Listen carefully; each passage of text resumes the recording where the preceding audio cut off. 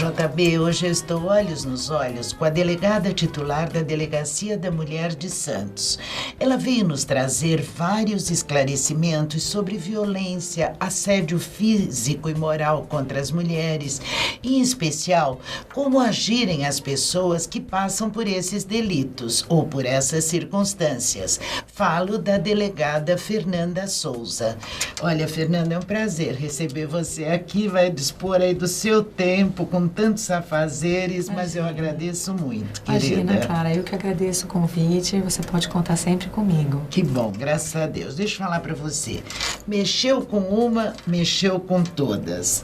Fernanda, há um tempo atrás, nós poderíamos imaginar que fosse existir esse movimento, quando, na verdade, nós éramos tidas até como rivais e os homens é que eram mais unidos. O que você pensa sobre isso?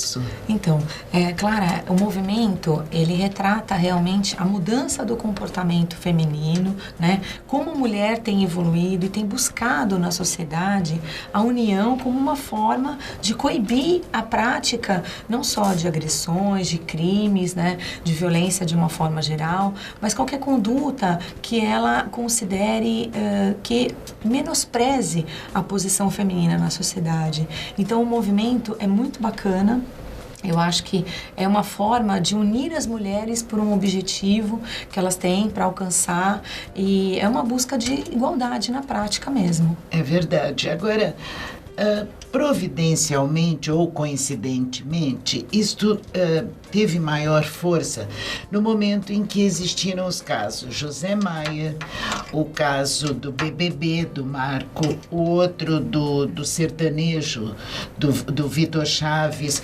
Você acha que isso foi um estopim que levou realmente as mulheres à revolta e à união?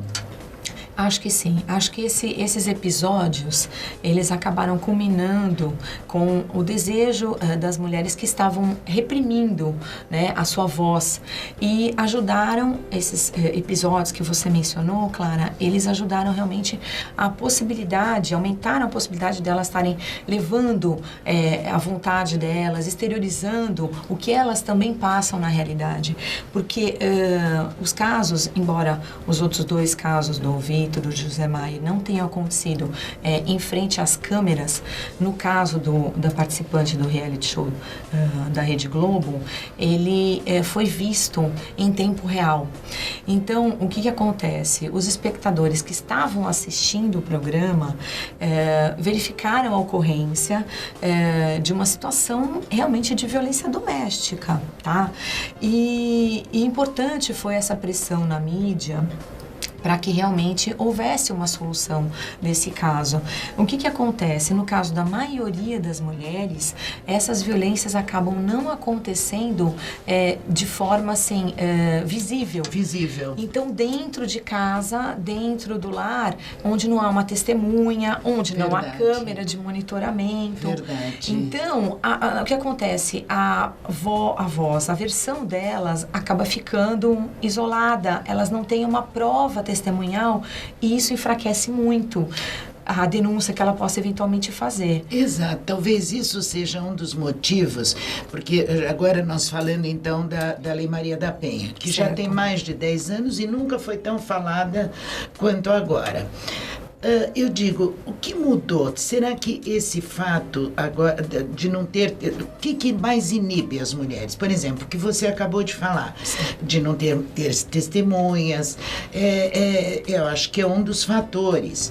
Mas agora é que a Lei Maria da Penha está tomando mais força. Qual é a diferença que você vê de lá para cá, quando você já era delegada? Isso. Então, Clara, eu sou delegada há 15 anos e há 12 anos estou em delegacias da mulher. Sim. E a gente pode perceber o seguinte, eu acompanhei antes da Lei Maria da Penha e agora, depois que ela fez 10 anos. E a gente vê a diferença. O que acontece? Quando a Lei da Maria da Penha foi promulgada, ela era muito pouco conhecida, ela era muito pouco divulgada, as mulheres ficavam meio perdidas na sua aplicação, no que continha a lei, no que não continha. E o que aconteceu? 10 anos depois, a gente vê como a lei ela está fortalecida no sentido de informação. Então, ela está muito divulgada. As mulheres conseguem obter informações em postos de saúde, junto à assistência social, na delegacia, enfim, acessam a internet, então buscam no Google, tem uma conhecida do lado que já passou por esse tipo de coisa, olha, faz assim, faz assado, procura a delegacia ou procura a Defensoria Pública para dissolver a união estável. Então, a gente vê que ela está mais acessível, a mulher conhece mais. A mulher, ela já sabe, olha, tem direito à medida protetiva, ela sabe buscar os seus direitos, né, e para conseguir aquilo que ela deseja. Mas elas seguem com esses direitos? Então... Ou, porque eu vejo muitos casos, a gente ouve falar de pessoas, de mulheres que vão, denunciam, tomam coragem e depois elas próprias voltam atrás. Como foi o caso do Zé Maier, que a moça acabou se retratando. Trazendo isso para os nossos dias, para nós, existe muita desistência? Sim. Infelizmente, Clara, é muito comum o que você falou. O que aconteceu no caso do José Maier é um retrato bem fiel da realidade. Então, antes, o mais difícil era a mulher que vivia uma situação de violência doméstica, enfim, de forma abrangente, inclusive de abusos sexuais. Coisa mais complicada para ela era dar esse primeiro passo, de ir até a delegacia, de fazer o registro do boletim de ocorrência. Essa era a parte mais difícil. Hoje, a mulher, a gente vê que ela tem muito mais facilidade, ela já vai à delegacia, ela faz o registro do boletim de ocorrência. Porém, o que acontece? Depois de um tempo, por diversos motivos, Clara. Às vezes porque os ânimos estão mais calmos, às vezes porque, enfim, existe uma relação de dependência econômica. Fazem as pazes, né?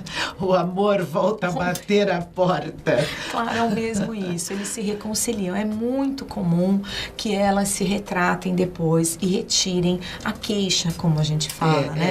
Então, quando não acontece isso na própria fase de investigação na delegacia, acontece em juízo. Impressionante. Isso é que causa estranheza realmente. Quem são os principais agressores? Então, Clara, a gente tem visto no nosso dia a dia que os agressores são os maridos, os companheiros, às vezes os pais que agridem as filhas. Normalmente, a violência se dá com pessoas próximas do relacionamento, então, da vítima. Então, realmente familiares. As relações familiares ainda são aquelas que mais causam os conflitos. Perfeito. Agora eu pergunto a você o seguinte, esses agressores, sejam eles quais forem, eles têm traços comuns na personalidade? Eu diria que sim, mas muitas vezes você vai falar assim para mim, Fernanda, é possível a gente identificar um possível, um provável agressor no futuro? Eu vou dizer para você assim, é muito difícil, porque normalmente a agressão ela vem, vamos dizer, provocada por um fator até externo. Então, a gente vê que o uso de bebida alcoólica, de drogas, acaba sendo um fator muito importante no momento da agressão, no momento da ameaça.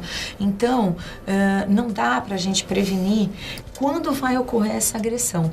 A gente sabe que até fatores econômicos também estão hoje estão tendo bastante peso para uma agressão. Então, esses fatores que eu mencionei, eles geralmente vêm acompanhando a agressão. Ela não resta isolada, vamos dizer assim. Geralmente tem um outro fator que acompanha. Que acompanha. Agora sim, hoje, é claro, o casamento entre homossexuais já está mais do que legalizado, tudo acertadinho.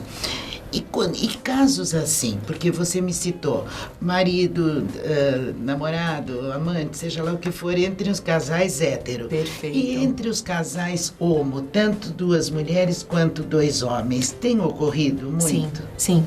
Então, é muito interessante até o que eu vou ilustrar com um recente acontecimento da unidade onde eu trabalho, onde realmente a gente precisou pedir um mandado de busca e apreensão na residência da companheira da vítima. Então, como lá é delegacia da mulher, a gente atende as vítimas mulheres. Sim, sim. Tenham elas companheiros do sexo masculino ou feminino. A Lei Maria da Penha ela é muito clara nesse sentido. Ela abrange as relações homoafetivas também.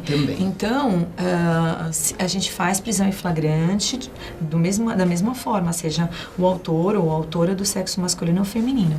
Então, e hoje, como as relações homoafetivas estão totalmente previstas, né, já estão com o seu tratamento igualitário, que a gente tem normal atendimento. Mesma coisa, cabe registro de ocorrência, tanto que eu pedi um mandado de busca e apreensão. Então, assim, é normal, a gente prende flagrante, não tem diferença. Que você até num caso, você ia ilustrar com esse caso, você precisou se valer disso. Exato. As ameaças da companheira estavam tão acentuadas e ela afirmava categoricamente que tinha uma arma de fogo, inclusive o pai dela confirmou que a filha teria uma arma de fogo para a vítima. Então, diante disso, nós solicitamos um mandado de busca e apreensão para cumprir na residência da companheira. Então, é importante também, foi ótima a pergunta nesse sentido, a gente dizer que a Lei Maria da Penha não se restringe apenas a companheiros do sexo masculino, mas também a companheiras do sexo feminino. Do mesmo sexo, né? Agora, pela sua experiência, com você especificamente, qual foi o tempo que uma mulher demorou mais para denunciar a agressão que sofria? Então, eu já tive vítimas que levaram mais de 2 anos para fazer uma denúncia. Nossa. E que mesmo quando chegaram na delegacia não conseguiam subir a escada porque estavam com medo, estavam receosas ainda do que estavam fazendo. Então, é normal. A gente sente que os casais onde a vítima tem mais idade, elas têm mais dificuldade. Menos coragem ainda, digamos, né? Já estão há muito tempo dentro daquela relação. E para romper essa situação, esse ciclo, né, de violência que ela vive, elas têm mais dificuldade. Muito difícil, mas é difícil mesmo mudar. É difícil, Isso a gente tem. Agora, falando um pouquinho sobre o assédio, quando o assédio passa a ser crime, na sua opinião, como você vê esse aspecto? Tá, então, Clara, o que acontece? O assédio sexual que está previsto no nosso Código Penal, ele se restringe a uma situação de trabalho, tá? Então, e mais especificamente na situação de superior hierárquico, seja do emprego, do trabalho, enfim, da função que a pessoa exerce. Então, o tipo penal um pouquinho mais fechado, né? Ele tem essa limitação. Com relação às formas de assédio que saiam dessa situação de trabalho, do ambiente profissional, a gente tem uma frequência muito grande, Clara, de atendimento daquelas que são chamadas cantadas mais grosseiras. Sim. Tá? Então, essas cantadas mais grosseiras ou, enfim, elogios que são assim pouco lisonjeiros, eles são enquadrados como importunações ofensivas ao pudor. Então, só que hoje em dia as coisas estão muito diferentes, assim, os padrões sociais mudaram.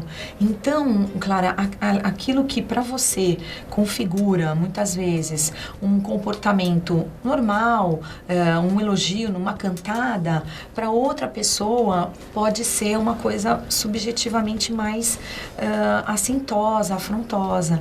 Então, é muito delicado quando a gente está ali na posição de delegado plantonista. Não, né? De autoridade policial que tem que ter a sensibilidade suficiente para discernir entre as situações. Exatamente. Nossa, é uma missão mesmo, viu, Fernanda? Exatamente. Você tem que ver essa questão da aceitação social de determinado comportamento. Incrível. Então, não é porque muitas vezes um comportamento passou a ser socialmente aceito ou a cantada mesmo a mais vulgar, ela hoje não tem uma rejeição, não é rejeitada, não significa que uma pessoa não possa se sentir ofendida com aquela cantada.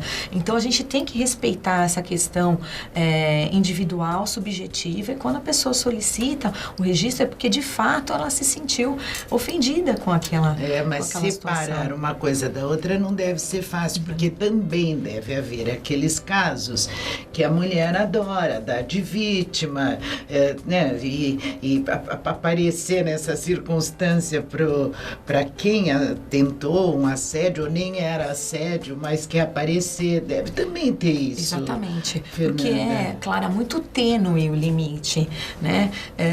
Como eu te falei, é uma coisa assim, para você diferenciar aquilo que é crime daquilo que não é crime, o aspecto subjetivo está muito presente. Tem gente que quer chamar atenção. Exato, isso é que é terrível. Exato. Então é delicado. É um atendimento bem delicado. Você perceber, muitas vezes, na forma como a vítima fala, no quanto ela foi afetada por aquilo que foi falado. Pura verdade. É bastante minucioso mesmo. Quer dizer, em resumo, aquele dito antigo popular, em briga de marido e mulher não se mete a colher, é mentira, né, Fernanda? Eu acho que na vida atual nossa tem que meter a colher e saber discernir exatamente o que configura um ato ilícito e o que não configura, tanto da violência quanto do assédio, em tudo que nós falamos aqui, Fernanda. Exatamente. Claro, então, o que é importante, eu acho que a gente deve esclarecer, né, é o seguinte: a pessoa, para saber se ela efetivamente foi vítima, ela tem que ser orientada. Então, busca a delegacia. Lá nós vamos falar para ela. Ela vai narrar o fato e a gente vai falar o enquadramento, até onde pode configurar crime, até onde não configura crime. Então, esse tipo de orientação, se ela está na dúvida, não sei se eu fui assediada no meu trabalho, não tem problema. Busca a delegacia, nós vamos dizer o que foi falado, o que foi feito, e a gente dá o devido enquadramento legal, não há problema nenhum. Era isso que eu ia pedir, você já fez, já passou a mensagem para todos que estão, para todas em especial que estão nos ouvindo. E para finalizar, Fernanda, eu, além de agradecer muito a você, eu quero que você me diga qual é a palavra que norteia a sua vida. Respeito. Maravilha. Muito obrigada, Imagina, querida, Clara. mas muito obrigada Eu que de agradeço. coração. Você tem uma clareza para explicar as coisas que eu tenho certeza de que todos que estão conosco até agora gostaram muito. Muito obrigada, agradeço demais o seu convite, pode contar comigo sempre. Espero que tenha podido ajudar alguma pessoa, esclarecido alguma dúvida que ela tem, a gente está sempre à disposição. Muito Obrigada, querida, tenho certeza. JB, eu acabo de entrevistar a delegada titular da Delegacia da Mulher de Santos, Fernanda Souza, que nos deu aqui uma aula comportamental sobre violência, assédio e todos esses envolvimentos atuais com as mulheres. Para você e para todos que ficaram conosco até agora, um beijo e até o próximo programa.